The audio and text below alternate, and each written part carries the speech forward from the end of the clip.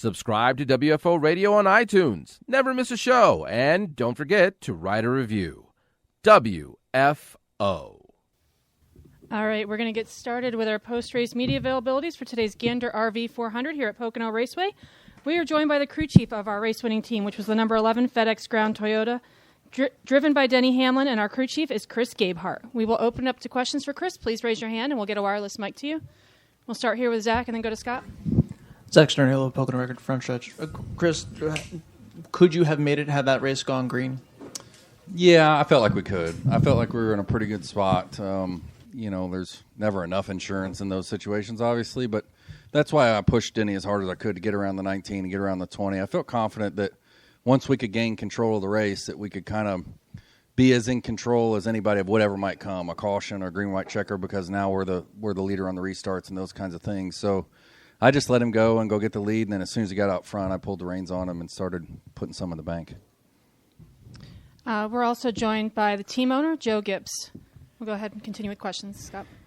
Walsh from the Scranton Times Tribune. Chris, on TV, it sounded like at one point as you were going into overtime, Denny wasn't too happy when you were telling him to kind of maybe save a little bit there in overtime. Just how do you kind of keep maybe him calm or, in that situation? Because I'm sure the driver's instinct is to hit the gas, not to, not to save fuel. Yeah, I think he's just so anxious, like any driver would be. One of the things I'm most thankful for is I've been in his seat, not at this level, but he's sitting in a 120-degree race car for hours on end in this hot suit and helmet and in this little cocoon, and he doesn't know what's going on. I mean, he has very limited information. He's just basically doing what he's told and kind of going off that. So it can be a lot of pressure because he doesn't see the big picture, and that's where trust comes in. And I think, for better or worse, to win the race, he had to trust me in that situation, so he didn't have a choice. But I just think I'm really so thankful for that trust that we've been able to build together, and I think that's a big part of our success. Additional questions for Chris or Coach? Go to Kelly and then Zach. Kelly, CrowdRacer.com. So, Chris, do you make the call to run him like that if you don't have 2 wins in the bank? Like, do you keep him out there as long as he did, or do you play this race differently? Yeah, man, that's a great question. I think Eric Jones's scenario is that spot, right? He's right there, equally as capable of winning. They're in a tick worse fuel position than we are, not by much, but they don't have any wins, and they're right there on the bubble. And there's a lot more factors they have to consider, and I think they did a great job of doing that. But in our case, I felt like we were close enough that I just kept him on offense, get the lead, and we'll worry about the fuel situation later. And hey, if we don't make it, we don't make it. We were going for the win. So yes, I think that's a very good observation and one that I'm glad we don't have to worry about. Well, my other observation was, correct me if I'm wrong, but it seemed like you kind of took your time. You celebrated, but then took your time getting off the pit box and just packed everything up before making your way to victory lane. Is that normal for you, or were you just kind of taking a breath at that point? No, I mean, I wasn't. I know it sounds crazy, but I wasn't nervous. I mean, I felt like we had done our best to make all the best decisions we could make, me and my entire team, and if it doesn't work out, it doesn't work out. So it wasn't relief. Honestly, for me, it's about the win. I mean, I don't – it's about the win and watching my guys celebrate. That's what means the most to me. So me running down the victory lane or be the first guy here or there or do that, I don't really – I don't want to say I don't care about it. I love it. I want to do it every weekend. But what's most important to me is watching my guys get to reap the rewards of their hard work. And so sitting there on top of that pit box watching Denny do the burnouts and those guys run out on the wall and celebrate, and that's what it's about for me. I don't need any more than that. Go back to Zach. Coach, for a long time, this seemed to be Chevrolet and Hendrick's kind of playground for a little bit, and now Toyotas have won each of the last 5 races here, including Martin's win with Furniture Row. What is it about this track that you guys have dialed in on recently? And then I have a follow-up. Well, I think our guys have done a great job. I always kind of look at how we run as a group compared to everybody else. And we've been strong the last few weeks. I've felt good about that. Today when I went to the drivers, I always go to them before the race, and I always ask them, how are we? All of them said about the same thing. Said, we're pretty good. And so I felt good about that. That reflects back on everybody back at the race shop, everybody that in our sport is there's so many people that don't get to be at the racetrack. We celebrate on Mondays. We put a banner up and get a chance for me to congratulate them. But it's a huge deal for us. I kind of look at it as, why you get on a run at a particular place, I'm not sure. I think our guys have a good feel for it. I think all of our drivers feel pretty good here. Denny's won here. Kyle's won here. Martin's won here. Eric was real close today. I really thought it might be Eric's day. And so I feel good about that. One thing I did want to say to everybody, JD's name is over the door. And when I think about it at this racetrack and all the other racetracks, JD gave his entire 28-year professional life to building our race team. I'm so thrilled that he's on the door of that. Denny had me give him a big hug from behind. That's what JD used to do all the time. And so I hope people out there go to his website. We still have it up. And JD Gibbs Legacy, jdgibbslegacy.com. We've had over 3 million people go to the website. I think it's special. So I just wanted to say that, and thanks to everybody. And then touching on the fact, you look at how the group performs, finishing 1, 2, 3, and Kyle ran very well as well. Do you take any more pride, especially seeing 3 of the 4 teams finishing up there today? Yeah, I think I kind of look at it that way. Most of the time, like I said, we have our technical meetings on Monday, and I kind of look at us as a group, how we match up against everybody else, all of our cars as a group. And so that's kind of how I measure ourselves. And, I think right now we're in pretty good shape, but we know also we're getting ready for the playoffs. That's a huge deal. Everything changes when you get there. Eric's in one situation and our other guys in a different situation, so we got that strategy going on too. I'm going to go to Bob. Bob Pockris, Fox Sports. Joe, is there any part of you that feels any kind of bad for Eric after today? And do you have any timeline yet on a decision on him for next year? Yeah, I know. I want to say to everybody, it's so hard putting everything together. And I know people get frustrated because you haven't made a decision yet on some things. But I just say this, there's sponsors involved, there's so many relationships involved, and you're trying to go through all that and work it all out. And so, I think it, honestly, I think that's part of Eric's world. It doesn't go easy sometimes, and you're working. He knows. I keep him updated. We do. He knows we're working as hard as we can. So hopefully it'll be one of those things we get put in place here pretty quick. We'll go to Al. Thank you. Denny, Al Pierce from Auto Week. Did your car ever sputter, ever give you any indication, ever scare you a little bit the last 6 or 8 laps or so? No, I never had anything. I tried to keep the tank kind of full and saved as much as I could under caution, saved all I could under green. So if it was going to be not enough, it was just not going to be enough. So I was okay with the outcome one way or the other. We did everything we could to win the race. We made the calls to win the race, and it worked out for us. It was a good race for us where it was pretty smooth. Nothing crazy happened. We had good restarts when we needed them. When we didn't have a great restart there at the end, I was able to back up that track position that I lost. So it all kind of went to plan. I want to check in up in the press box and see if there are any questions up there for Chris or Coach. Jim Mutter, Motorsport.com for Coach. You were talking about Eric. He's obviously that team has really poured down the last several weeks. I know he gets frustrated without having the win, but how do you feel that they're approaching the playoffs? Well, I think, for him right now, this was a huge day. They were the ones that you really worry about because our other guys were in. Eric was on that edge. Of course, running out of fuel would be a disaster for them. And but I think right now, the last 3 weeks, I think show kind of where the team is. Chris Gale over there has done a great job.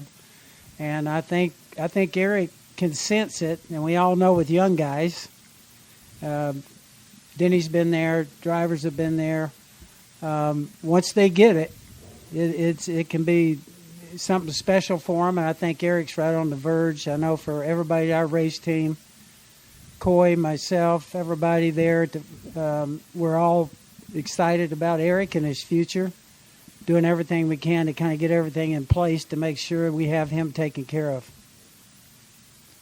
Do we have any additional questions upstairs in the press box for Chris or Coach? All right, before we continue on with Denny, do we have any additional questions downstairs for Chris or Coach? All right, well, gentlemen, thank you for joining us. Congratulations. And we will now continue with questions for our race winner, Denny Hamlin. We'll stay here in the middle and then go to Kelly. See you guys. Denny, Shane Hector, WBGR Sports. Did the PJ1 even factor into your win today here at Pocono? It did. That's how I got around those two guys on the outside. The 19 made the move to try to get around a lap car in turn 3, and I saw an opportunity to dive on the outside there, and I was able to put my right side tires in it. And once I did, it had the grip, and I was able to get beside him, and that was key to then have the power position on the outside entering turn 1. And then with the 20, he was saving fuel, and I could see he was saving fuel pretty early on entries. So I wanted to kind of time a run off of turn 3 with him to where when he kind of checked up into turn 1, I just dove to the outside and got up in the PJ1 and passed him on the outside there in turn 1. So it definitely was a factor. We never would have had an outside lane or even close to an outside lane had it not been on the racetrack. So I think most of the passes today probably were done on the outside. So it still can be refined and be better. I've been working with NASCAR on the track really hard on this particular racetrack, getting it in the right place. And I think that when we come back next year for the doubleheader, we're going to make it even better. So I'm happy that this track is opening up to changes. And certainly we had a better race than what we would have had without it. We're going to go to Kelly and then go in the back. Kelly, ChronoRacer.com. Denny, there's saving fuel, and then there's saving fuel at Pocono. Has saving fuel ever been something you felt you were good at, and how nerve-wracking is it trying to do at a place like this? Well, I think my style lends itself to saving fuel anyway. I think just the way that I get on and off the gas typically is better for fuel mileage. And when he said we were right on it, I knew I was saving fuel the entire run, except for the laps I was really trying to pass the 19 and the 20. Once I got to the lead, I was doing everything I could, just everything I'd learned over the years of saving fuel, and I just knew that if it wasn't enough, then we either didn't get it full enough or the way I'm doing it's just not good enough. But, yeah, I certainly was worried there at the end. I was less worried when the cautions came out, but I didn't want the caution to come out because I had such a decent lead on the 19. I was just kind of pacing myself off of him. Nobody else was really coming. So I was confident that we were going to win the race without the cautions. And then when we went into overtime, Chris said, look, if it goes into overtime, we're going to have a discussion whether you got enough fuel or not. But luckily there wasn't another green-white checkered. I don't think we would have made it if we did that. We're going to go to the back, then go to Nate, and then check in at the press box again. Tyler Jones, KLW in Kansas City. Denny, do you feel like after your third win of the year that you guys are on par with anybody in the sport right now? Where do you compare yourself in the position you're in? Yeah, I mean, certainly we are contenders most weeks. I mean, there's not a week that shows up I don't think we can win. And I don't know how many teams really can say that, 5 or 6 maybe. But certainly I think that we're versed in the sense of we can win anywhere. I think our speed has showed it. We earned this one today. I didn't just go out there and block from the lead. I mean, we had to go up there and pass for the lead with 10 laps to go. So it was hard earned. Last week was going to be hard earned if we got that one done, but came up a little short. But we're putting ourselves in contention. I mean, we're doing a lot of the right things, and like I said last week, we haven't had this speed like this since probably 2012 when we won 5 races. So I think it's really clicking well right now. We're going to go to Nate, and then we'll check in the press box again. Nate Ryan, NBC Sports. Yeah, Denny, following up on that, and what sort of pressure is there now so that you don't squander your best championship effort probably in 5 or 6 years or whatever? I mean, how do you ensure that like you don't peak too early or whatever? You still find that next level for the final 10. Yeah, I mean, I'll tell you, there's no such thing as peaking too early. If you're winning races, you're giving yourself a buffer in the playoffs. So I think that really any work we can put in now will just help us in the playoffs if we do stub our toe and have a bad race. So it happens. Bad races do happen in the playoffs. It happens to even championship guys. You just have to make sure you have that cushion, and that's a cushion I didn't have just a few years ago. 2014, we made it all the way to the Homestead, and we were leading with 9 to go, and we had an untimely caution. Kevin Harvick pits, we lose. So it's just one of those things. We put ourselves in contention. It just doesn't work out sometimes. But I feel like as long as we keep putting the effort in, we're doing. I've got as good a shot as any. I'll just I'll wherever the cards fall, they fall. I'm not gonna work any harder or any less than I am right now. I feel like I'm doing everything I can to be better. I'm going to check in the press box and see if there are any questions up there.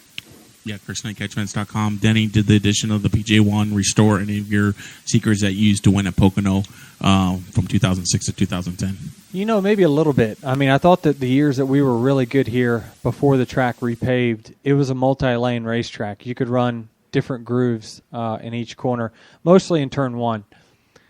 It had a little bit of that in Turn 1. I mean, you really had to be careful not to get too high or else it was really like ice because it had no heat in it. But the part of it that did have heat had really, really good grip. So, maybe I would say that it's a little bit like it kind of used to be, but certainly we could make it better. And I'm just happy that it did play a factor in today's race, and it was used in the victory. Any additional questions in the press box right now? No questions. All right, we'll come back down here to the middle. Joe Kinsey Jr., WBGR Sports. Dan, do you think if they moved the PJ1 compound down about a lane that it would maybe improve it and make it to where more drivers actually want to use it during the race? Yeah, I mean, you got to be careful, though. You don't want to move it too close to the bottom, and that's what my first thought was when we were designing where we were going to put it, is that if you have it just one lane off the bottom, then everyone runs in it, and then nobody can run the bottom because the top cars are right on your door, and you can't pass. It'll be just a freight train around the outside. So you wanted to have the opportunity for someone, if they wanted to dive low, to take the shorter distance, they could do that, but not be crowded by the person on the outside. So I think that one full lane lower would be too much. But certainly my opinion was it needed about 15 feet or so in the apex, about 20 feet on entry to be right on where it needed to be. Go back to Zach. You kind of touched on, the success that you used to have here to finally get back to victory lane. Is this any more special just knowing how meaningful this track has been to your career? Yeah, I mean, it's 5 wins. I don't even know. It doesn't register really with me. Some of these racetracks I really got a lot of wins at, and it's probably because I've just raced for so long that they're not all in bunches. It seems like they're really spread out through my career, which is a good thing. So, this track's been really, really good to me. It's where I got my first win, and obviously is pretty special for that reason. And then to win this race, not only on the last restart, there were 2 late restarts. You had to save gas. How hard did you have to work for this win today? I mean, it was hard. I mean, the hardest part was when I was running third and had to get around my 2 teammates. And obviously, I knew that was not going to be easy by any means. And, I just took the opportunities that were given to me. I was patient and just made, had a fast enough car to make the moves when I needed to. So it's not like I was able just to get out front, have the right tire strategy or winning strategy, and that put me out front and I was able to coast to a win. I mean, it had to be earned. I had to race for the win. I had to pass 2 cars, and then I had to hold everyone off on the restart, which was a task in itself. So, I can take solace in this one. Was definitely hard earned. We're going to go to Dan and then Scott. Dan Gelson, Associated Press. Denny, what have really been the key differences for you from last year, probably one of your worst seasons in your career, to this year, where, like you said, you're having probably one of your best years, at least since 2012? Yeah, I don't know. I mean, I certainly think that I'm working hard to be a better driver. I mean, I know that everyone works hard. Everybody works hard. But I think that the relationship I have with my crew chief is really good. He sets out a plan for the weekend, and it's my job. He's the head coach. I'm the quarterback. It's my job to execute the plan that he sets forth for me. And that's the way it's going to be. You know, win or lose, he comes up with the plays. I'm the one that needs to execute it. So when he says, okay, I need 2 positions on this restart, I got to go get 2 positions. So he's really done a good job of knowing what it takes to win in the Cup Series in his rookie season. And I mean, he's going to be around for a very long time. I'm glad to be working with him, and obviously he's a short track guy from the roots, similar to what I'm from. And all the crew chiefs really I've worked with have had that kind of DNA. So I just think that the chemistry between him and the engineer and myself is all really, really good right now. And I'm learning. You know, I'm still learning. I'm 38. I'm not 45, and I feel like I'm still learning every single week how to be a little bit better. And so that's why it's still kind of a veteran sport, because, you know, we have the old experience that we've learned for the first 10 years of our career. And even though they've changed the cars, changed the rules, changed everything about it, we have that experience, but then we're still learning and getting better as well. So it's still an old man sport. We'll go to Scott up front. Oh.